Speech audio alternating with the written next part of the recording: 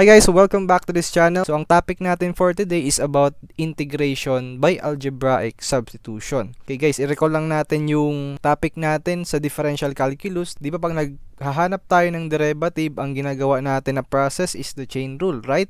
So sa integral calculus naman, meron tayong tinatawag na reverse chain rule. Ito yung algebraic substitution or yung tinatawag natin na U substitution. Basically, ang ginagawa natin dito, ginagamitan natin siya ng change of variable. Yun na nga yung from the word substitution. So, bakit natin siya ginagawa? This is actually your chain rule, but the reverse process. We all know that the chain rule is the proper way of finding the derivative. Kung reverse chain rule, the algebraic substitution, this is the proper way of finding the original function of your derivative by integration. Okay. So, paano siya ginagawa? For this example number 1, we can see here, we have this function. I-integrate natin integral of 12x plus 1 dx all over the square root of 4x minus 3. Okay, so basically, ang ginagawa natin, papalitan natin ng variable yung x natin dito. Let's say, ginagawa natin, since na tinatawag itong u substitution, let's say that the let u is equal to 4x minus 3. In this technique, ang mangyayari is yung 4x minus 3, gagawin natin siyang isa lang na variable.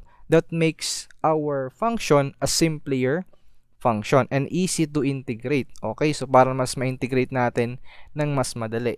Okay, after finding its integral, ibabalik lang natin siya uli doon sa in terms of x. So, gagamitin ulit natin in the last part of the solution yung ating substitution. Okay, let's do this. So, u is equal to 4x minus 3. Okay, lahat ng variable from this expression, palitan natin ng u. Therefore, we need to find dx in terms of du. Okay, so we have here derivative of u that is equal to 4 dx. So, derivative ng 3 is, or negative 3, that is 0. So, dx, okay, we can say that derivative of x is equal to du all over 4. We divide 4 to both sides of this equation. So, kunin natin yung x from this equation. So, u plus 3 equals 4x. Therefore, we can say that x is equal to, so divide natin both sides by 4. So, u plus 3 divided by 4. Okay, papalitan lang natin lahat ng variable na x from this expression.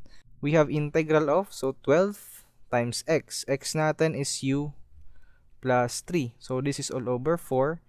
Then we have plus 1 here. Then for dx, that is du all over 4.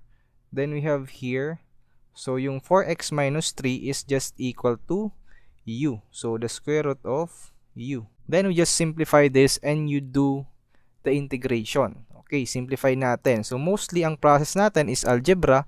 Then, of course, we need the fundamental formulas for integral calculus, especially the power formula. So, gamit na gamit siya dito sa integral and, of course, sa differential calculus. Okay, we have here 3 times u plus 3. Okay, so this is plus 1. So, 12 divided by 4, so that is 3. Then, this is all over, we have here 4 the square root of u. So, ilagay natin ito sa denominator. So, this is derivative of u. Simplifying again, we can say that the integral of, we have here 3u. So, this is plus 9. So, 3 times 3, 9. So, we have here plus 1. This is derivative of u all over 4 the square root of u. The integral of 3u plus 10. Okay, derivative of u all over 4 the square root of u. So this can become, we have here the integral of 3u du all over 4 the square root of u plus integral of, we can distribute this, so 10 derivative of u divided by 4 the square root of u. Then we just simplify again. We have 3/4 here, ilabas natin yung constant. So we have u divided by u raised to 1/2. So, this is derivative of u. Plus, so yung 10/4, i-lowest term na natin. So, that is 5/2 integral of, we have here du all over u raised to 1/2. Okay, we perform the loss of exponent here. So 3/4 integral of, so basically you have here u divided by u raised to 1/2. So that is 1 minus 1/2. So this is u raised to 1/2, derivative of u. Plus, you have here 5/2. Then itong u raised to 1/2 dito, ilalagay natin sa taas, thus making its exponent negative. So this is u raised to negative 1/2, derivative of u. And you apply your power formula for integral calculus. So we have 3/4. So we have here u, add natin ng 1 sa exponent. So 1/2 plus 1, then you divide it to that same expression. So 1/2 plus 1 here. So plus 5/2 times you have here u raised to negative 1/2 plus 1 all over negative 1/2 plus 1, and don't forget that constant of integration. Okay, so ito i-simplify na lang natin, guys. So 3/4, so u raised to 1/2 plus 1, so that is 3/2. Okay, so this is 3/2 here. So plus 5/2, so u raised to 1/2 also, so this is 1/2 here, so plus c. So i-divide natin to. So 3/4 divided by 3/2. Okay, so basically that is 1/2. So this is 1/2 u raised to 3/2 plus, so this is 5. Okay, u raised to 1/2 plus c. Then the last process, pabalikan natin yung substitution na ginamit natin kanina. So ano yung substitution natin? The substitution is u is equal to 4x minus 3. So let's change that variable to x. Okay, so if the substitution is u equals 4x minus 3, therefore the integral of the quantity we have 12x plus 1, you have here derivative of x all over the square root of 4x minus 3 is equal to 1/2. Then your u here, let's change that variable again, revert back to x. So u is 4x minus 3 raised to 3/2. So plus 5 times the quantity you have here u, that is 4x minus 3 raised to 1/2, of course, plus the constant of integration c. So this is the final answer for this first problem. So that's how you do algebraic substitution. You just change the variable. Okay? So ano yung technique natin? From the problem, you can see that yung expression that are grouped, okay, yung expression na nakagroup is 4x minus 3. So medyo complex itong square root of 4x minus 3 compared sa 12x plus 1. That's why we have chosen the substitution u is equal to 4x minus 3 to simplify this denominator, which is in a radical sign. Okay, so that's the technique. Kitang-kita natin kung ano yung substitution in a specific kind of problem. So let's do another sample problem. So from this expression, we can substitute u. Okay, u substitution tayo. So u substitution is what you call is another term for algebraic substitution. So u is equal to the square root of t. Okay, this is our substitution to make this square root of t a single variable. Okay, expression. Now we can say that squaring both sides, we have u squared equals t. So ang derivative nito, so 2u derivative of u derivative of t. Okay, so you just change that. Integral of square root of t is u, so sine u, okay, derivative of t, that is 2 times 2u du. Okay, so that is our simplified expression. Now, ang gagawin natin, we can do here integration by parts. So the integration by parts is from the concept of derivative of a product. From the derivative of a product, derivative of uv is equal to u dv plus v du. Thus, we can integrate here both sides of this equation. So integral of derivative of uv, that is uv, equals, we have here integral of u dv plus integral of v du. Therefore, we can say that the integral of u dv is equal to uv minus integral of v du. We can use this process. So 2, we have here integral of, so u sine u derivative of u. From your integration by parts, we can say that, okay, u, let's say u just equal to u here. Ito lang naman siya, here. Then, your dv, okay, yung dv natin, say dv is ito, sine u derivative of u. To find that integral, okay, let's u is u. We have here derivative of v is equal to sine u derivative of u. Then we just find v here and derivative of u. So from this expression, derivative of u is, that is just du. Okay. And we can find v by integrating this. Integrate natin both sides. So v is equal to, from your formulas, okay, this is negative cosine u plus c. So wag na natin muna lagyan ng plus c pag na-integrate na natin yung whole expression. Then we can say that the integral of, you have here 2. Okay, 2, the integral of u sine u derivative of u is equal to, don't forget to write the constant before that integration by parts. So 2, and we have this uv.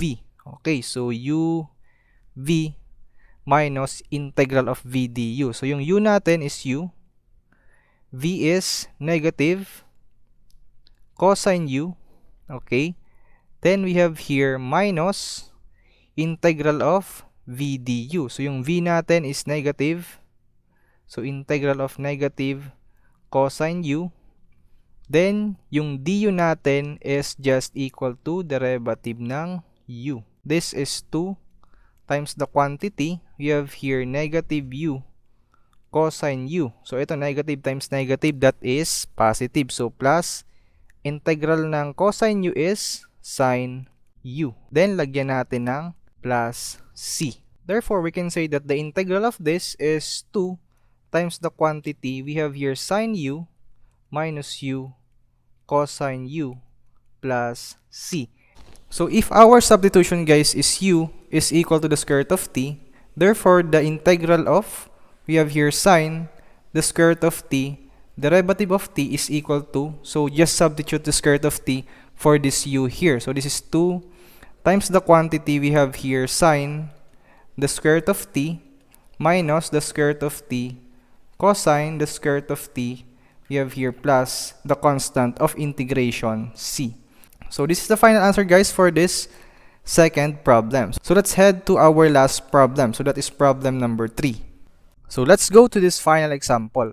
So in this last problem, guys, we have here the indefinite integral. So indefinite siya kasi wala siyang mga limits. So indefinite integral of the square root of 1 plus square root of z derivative of z. Say we let u is equal to the square root of z. Okay, so u squared is equal to z. Then derivative of z is equal to, so 2u derivative of u is equal to derivative of z. So let's change all these variables. So the integral of the square root of 1 plus the square root of z is u.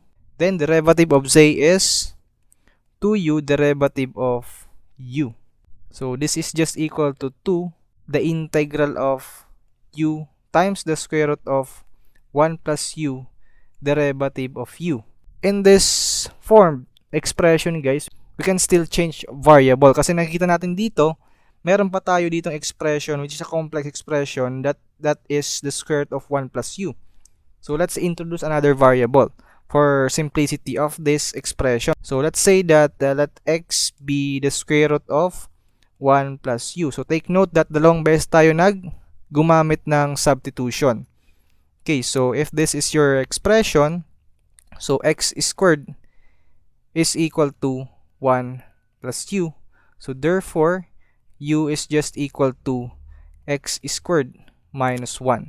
So let's find du. Okay, so from this expression, we can say that 2x dx is equal to derivative of u. So derivative of 1 is 0 because that's a constant. So let's change again those variables. So from this expression here, we can say that 2, so the integral of, so u natin, u is x squared minus 1. Okay. Then, the square root of 1 plus u, that is just x. Derivative of u natin is 2x dx. So, dalawang beses tayo substitution because yung na-form natin na expression, itong na-form natin na expression is quite complex again. So, to simplify that, we need to introduce another variable to make this square root of 1 plus u a single variable expression. So, simplifying this, makita naman natin that this is power formula lang. So, we have here, this is equal to 2 times 2 here. So, 4 integral of, so x squared minus 1, the quantity, multiplied by, we have here x times x. So, that is x squared. So, this is dx. So, we have here 4, the integral of, we have x raised to 4 minus x squared. So, this is derivative of x. Then, we can just distribute this. So, this is just equal to 4, the integral of x raised to 4. We have here derivative of x minus 4 times the integral of x squared, derivative of x. Okay, let's just use the power formula. Okay, so 4, so integral of x raised to 4, so that is x raised to 4 plus 1 divided by the same expression, so 4 plus 1. Then you have here minus 4 integral of x squared, so that is x raised to 2 plus 1 divided by 2 plus 1. We have here plus c. Then simplifying this expression, we have 4/5 times x raised to 5. Then we have here minus 4/3 times x cubed plus c. Okay, gamitin ulit natin guys yung substitution to revert this variable back to z. Okay, so yung original expression natin is ang variable natin ay z. So we need to revert that back using our substitutions. The first thing that we did is we let u as the square root of z. Okay, then the second thing that we did, so that is x equals the square root of 1 plus u. So from this expression, i-revert natin back. So x is, so 4/5 square root of 1 plus u, so raised to 5. So this is minus 4/3 times, you have here x, that is the square root of 1 plus u, so this is raised to 3 plus c. I-simplify natin. So 4/5, so this is 1 plus u, so this is raised to 1/2. Then renaise pa natin sa 5. So minus 4/3 times, you have here 1 plus u raised to 1/2, then renaise natin sa 3. So this is plus c. So 4/5 times the quantity, you have here 1 plus u raised to 5/2. So minus 4/3 times the quantity 1 plus u raised to 3/2 plus c. Okay, then yung z natin, ibabalik natin siya dito. So 4/5, so 1 plus, so from the algebraic substitution, we let u is equal to the square root of z. So change that to square root of z. So u natin, so this is 1 plus u, quantity 1 plus u, so this is square root of z raised to 5/2. So minus 4/3 times the quantity, we have here 1 plus square root of z raised to 3/2 plus c. Simplify natin guys into a simpler expression. Okay, so yung 4, i-factor out natin yung 4. Then yung expression na, let's factor this out 4 here. Then itong expression na 1 plus square root of z raised to 3/2. Because it's common to both sides of this algebraic equation. Okay, so we have here 4 times 1 plus square root of z raised to 3/2. So this becomes, so ito, magiging 1 plus square root of z na lang siya. Because this is 3/2, then this is exponent 1. So 3/2 plus 1, so that is 5/2. So we have factored that out. So this is just all over 5. So minus, eto, 1/3 na lang siya. Because pinactor out natin yung 4 times the quantity 1 plus square root of z raised to 3 halves. So this is plus c. Okay, so we have 4, 1 plus the square root of z raised to 3 halves. Then the LCD of this expression is 15. Okay, 5 times 3, 15. So we need to multiply this expression here to 3 over 3. So this becomes, so 3 times the quantity 1 plus square root of z. So this is all over 15. Okay, minus, we have here, so yung multiply natin to by 5 over 5. So this becomes 5 over 15. So the quantity you have here plus c. So yung 50 natin dito guys, factor out natin siya. So this becomes 4 over 15 times the quantity 1 plus square root of z raised to 3 halves. Then ito magiging 3 times the quantity we have here 1 plus square root of z minus 5. So this is plus c. So further simplifying this expression, so we have 4 over 15 times the quantity 1 plus square root of z raised to 3 halves. Then this is 3. Okay, so 3 plus 3 the square root of z minus 5. Okay, quantity, nakamultiply siya doon. So plus c.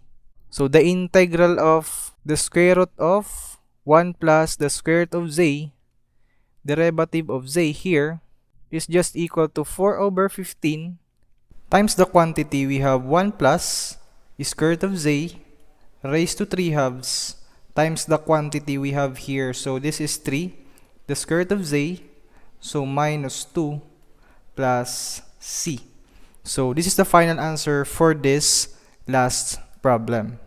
So that's it for today's video guys. Thank you for watching this video, and if you are new to this channel, don't forget to click that subscribe button and notification bell so that you'll get notified for my future videos just like this one. See you guys, stay safe and God bless.